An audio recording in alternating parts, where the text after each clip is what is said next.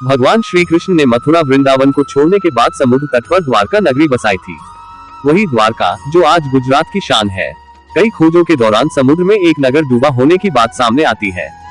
दरअसल समुद्र में समाई यह नगरी द्वापर युग में कान्हा द्वारा बसाई गई द्वारका ही है, जो कौरवों की माता गांधारी और ऋषियों द्वारा दिए गए शाप के कारण तहस नहस हो गई। अब आपके मन में सवाल उठेगा कि भगवान की बसाई नगरी को भला ऋषि क्यों शाप देने लगे। आइए यहाँ जानते हैं इस घटना की पूरी वजह। महाभारत के युद्ध में पांडवों की विजयी हुई।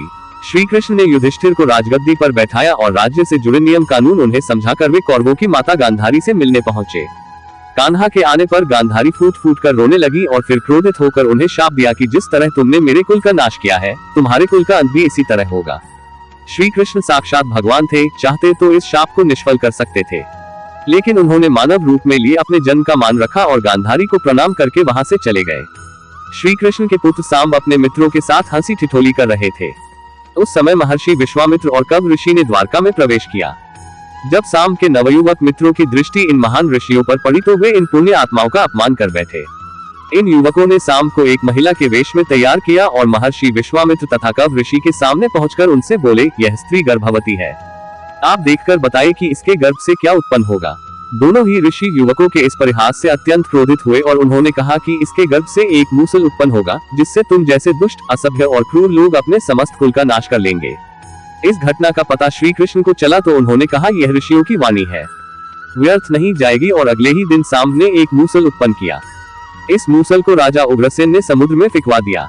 साथ ही श्री कृष्ण ने नगर में घोषणा करा दी कि अब कोई भी नगरवासी अपने घर में मदिरा नहीं बनाएगा, क्योंकि कृष्ण नहीं चाहते थे कि उनके कुल के लोग और संबंधी मदिरा के नशे में कोई अनुचित व्यवहार कर परिवार सहित एक दूसरे का नाश कर बैठे, क्योंकि ऋषियों की वाणी तो सच होनी ही थी।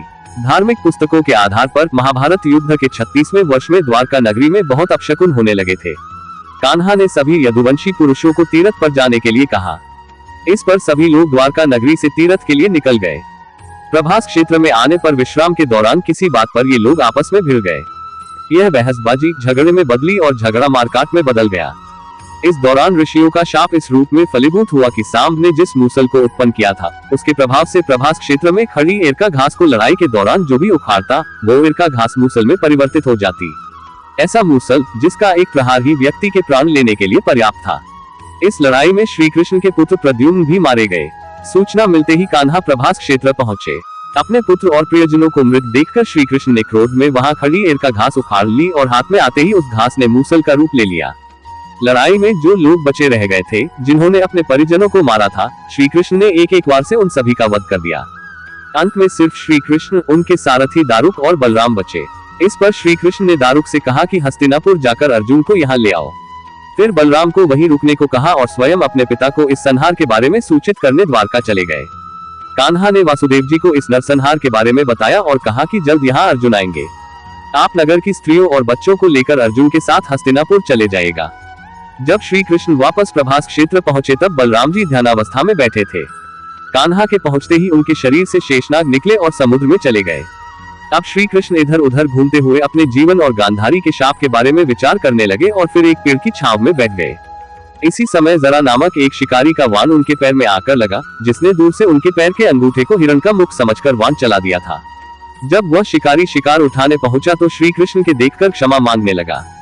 कान्हा ने उसे अभयदान देकर देह त्याग दी। अर्जुन ने द्वारका पहुंचकर वासुदेव जी से कहा कि वह नगर में शेष बचे सभी लोगों को हस्तिनापुर चलने की तैयारी का आदेश दे।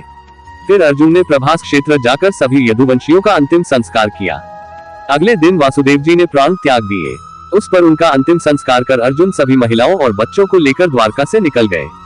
जैसे ही उन लोगों ने नगर छोड़ा, द्वारका का राजमहल और नगरी समुद्र में समा गई।